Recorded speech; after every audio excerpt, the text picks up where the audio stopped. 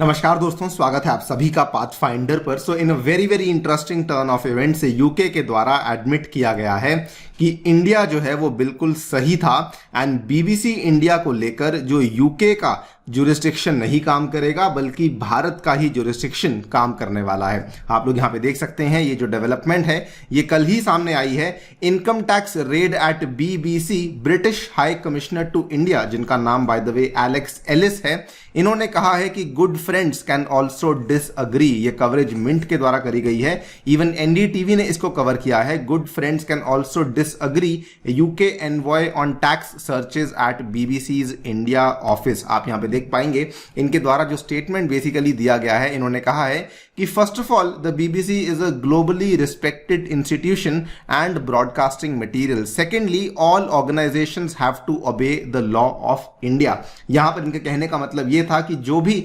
संस्थानें जो कि भारत में काम कर रही हैं उनको भारत के कानून को ही मानना पड़ेगा। The BBC is talking to authorities about this. Certainly, as you know, we will never share all of the things which I discuss with the Indian government, but good friends can also disagree and that's okay to disagree sometimes. इतना ही नहीं बल्कि UK के द्वारा एक और बड़ी announcement करी गई है जो कि अगेन इन्हीं जो ब्रिटिश के हाई कमिश्नर हैं एलेक्स एलिस, इनके द्वारा करी गई है। उन्होंने एश्योरेंसेस दिया है कि वी डोंट केयर पाकिस्तान क्या कह रहा है, हम लोग जो G20 की मीटिंग होने वाली है कश्मीर में, श्रीनगर में, उसको डेफिनेटली अटेंड करेंगे। G20 की मीटिंग जो कि आज से 10 दिन के बाद शेड्यूल करी गई है दोस्तों, उसको उन्होंने कहा है कि हम लोग डेफिनेटली अटेंड करने वाले हैं। बात करेंगे इन दोनों ही न्यूज़ के बारे में, दोनों ही डेवलपमेंट्स के बारे में। आइए शुरू करते हैं दोस्तों मेरे साथ। मेरा नाम है अनिरुद्ध। यदि आप लोग हमें फॉलो करना चाहते हैं तो यहाँ पर दिए गए टेलीग्राम चैनल के माध्यम से ऐसा कर सकते हैं। ऑल्सो अगर आपने अभी तक पाथफाइंडर के अग्निपथ बैच को चेकआउट नहीं किया है दोस्तों, जरूर चेकआउट कीजिए। ये इंडिया का सबसे अफोर्डेबल, सबसे कॉम्प्रिहेंसिव यूपीएससी सीएससी का बैच है जो कि प्रीलिम्स और मेंस दोनों की तैयारी आपको करवाएगा मात्र 8,000 रुपए में। एनरोल करने के लिए आप लोग मेरा कूपन कोड अनि यूपीएससी इस्तेमाल कर सकते हैं। अगर आपको केवल टेस्ट सीरीज परचेज करनी है ओनली प्रीलिम्स की, तब भी 3000 में कर सकते हैं। अगर आपको टेस्ट सीरीज परचेज करनी है ओनली मेंस की, तब भी आप लोग केवल 3000 में इसको जाकर के परचेज कर सकते हैं। ऑल्सो पाथफाइंडर हिंदी बैच को भी लॉन्च करवा दिया गया है जो कि अगेन केवल 8,000 रुपए में अवेलेबल है और ये दोनों ही प्रीलिम्स और मेंस के लिए आपकी तैयारी को करवाएगा, जिसमें कि आपको टेस्ट सीरीज भी इंक्लूड करवाई जाएगी। अगर मेंस क्लियर होता है आपका तो आपको इंटरव्यू गाइडेंस भी completely free of cost available करवाई जाने वाली है।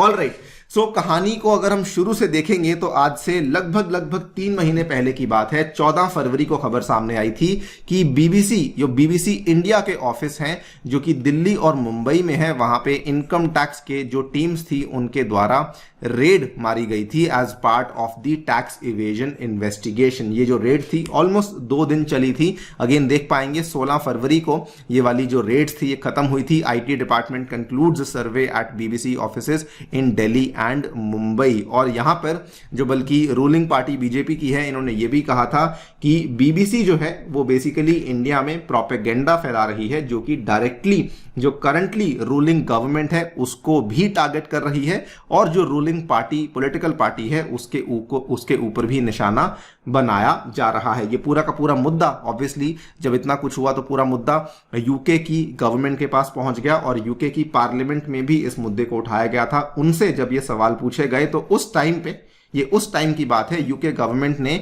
स्ट्रांगली डिफेंड किया था बीबीसी को कि बीबीसी सही है और इंडिया के द्वारा जो ये रेड्स कंडक्ट करी जा रही हैं ये डेफिनेटली गलत हैं। ये खबर अगेन 22 फरवरी की है, उसी दौरान ये सब चल रहा था। बल्कि मिस्टर रटली यहां पर इन्होंने कहा था we stand up for the BBC, we fund the BBC. ये यूके गवर्नमेंट के रिप्रेजेंटेटिव हैं। We think the BBC World Service is vitally important. इतना ही नहीं बल्कि जिम शैनन जो कि नॉर्दर्न आयरलैंड के डेमोक्रेटिक यूनियनिस्ट पार्टी को बिलोंग करते हैं, इन्होंने कहा let's be very clear, this was a deliberate act of intimidation following the release of an unflattering documentary about the countries leader. इन्होंने कहा कि जानबूझ के भारत के द्वारा बीबीसी को डराया गया है बिकॉज बीबीसी के द्वारा एक डॉक्यूमेंट्री रिलीज करी गई थी। अगर आपको नहीं याद तो याद करवा दूं, बीबीसी ने दोस्तों गुजरात राइट्स को लेकर डॉक्यूमेंट्री रिलीज करी थी जिसका नाम था इंडिया द मोदी क्वेश्चन, जिसमें कि डायरेक्टली इन्होंने भारत के प्रधानमंत्री नरेंद्र मोदी जी को टारगेट किया था। अच्छा, ये मुद्दा फिर से उठाया गया था जब यूके के फॉरेन मिनिस्टर भारत के दौरे पर आए थे। इन्होंने इनडायरेक्टली ये कहा कि इंडिया के द्वारा जो कंडक्ट की गई रेड्स हैं बीबीसी ऑफिसेज में, ये सही नहीं है, ये बल्कि अवैध हैं। उस टाइम पे डॉक्टर जयशंकर के साथ मुलाकात हुई थी। He did not mince his words. इन्होंने कहा कि जो भी हो जाए, जो भी आपकी कंपनीज हैं, they must comply with the laws in India. यहां पर भी आप देख पाएंगे डॉक्टर जयशंकर के जो क्लियर वर्ड्स थे। इन्होंने कहा कोई भी एंटिटी जो कि इंडिया में काम कर रही है, they must comply with the relevant laws of India. He was very very clear when he said this. और ये खबर अगेन 1 मार्च को आपके सामने देखने को मिल चुकी है। अब फाइनली 2 महीने के बाद जाकर के यूके ने इस चीज को एडमिट किया है कि जी हां, इंडिया जो है वो यहां पे सही था। They have said good friends can disagree. और इनका पूरा का पूरा स्टेटमेंट जो कि मैंने आपको बताया, इन्होंने यहां पर कैटेगोरिकली कहा है all organisations have to obey the law of India.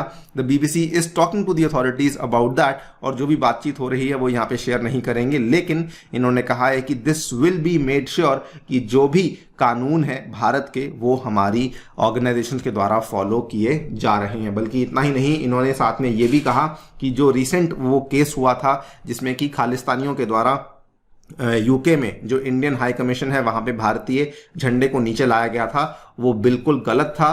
That is a symptom of extremism. इसको लेकर कोई भी डिसएग्रीमेंट नहीं है। जो भी इंडियन हाई कमीशन पे हुआ ये डेफिनेटली गलत है। बल्कि इन्होंने ये भी कहा, ब्रिटिश उच्चायुक्त ने आगे कहा कि वह उच्च आयोग में हुई तोड़फोड़ को लेकर भारत में व्यापक गुस्से को पूरी तरह से समझते हैं और यदि ब्रिटिश उच्चायोग के साथ ऐसा हुआ तो वह भी उतना ही आंदोलित होंगे। आपको याद होगा तो ये पूरा का पूरा डेवलपमेंट 19 मार्च को हुआ था इन यूके, जब ये सारा का सारा मामला अमृतपाल सिंह वाला भारत में चल रहा था। और साथ ही में इन्होंने अपनी अनाउंसमेंट में बल्कि ये भी कहा है कि हम लोग एश्योरेंस देते हैं कि आने वाली G20 मीटिंग को हम लोग अटेंड करेंगे। दोस्तों यूके आपको बता दें वो भी G20 का मेंबर है और इन्होंने पाकिस्तान बहुत कोशिश कर रहा है कि अलग अलग देशों से बातचीत भी कर रहा है कि दूसरे देश जाकर के इस मीटिंग को अटेंड ना करें, इस मीटिंग को डिसरप्ट करना चाहता है। लेकिन यूके ने कहा है we will be in Kashmir for the tourism working group. ये जो G20 की मीटिंग होने वाली है बाय द वे, ये 23-24 को होने वाली है, मई 23-24 को श्रीनगर में होने वाली है।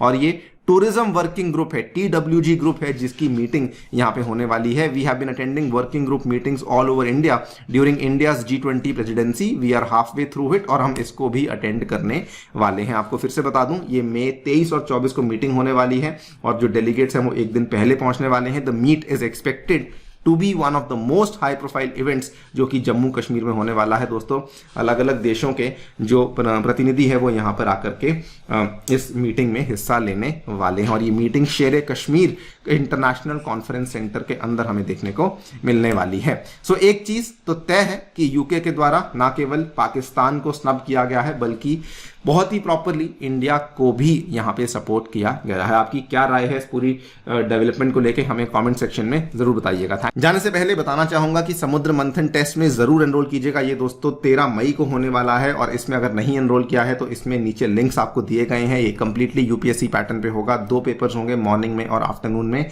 एनरोल नहीं किया है तो जल्दी से जाकर के एनरोल कर लीजिए। Thank you so much for listening. Stay tuned and stay safe.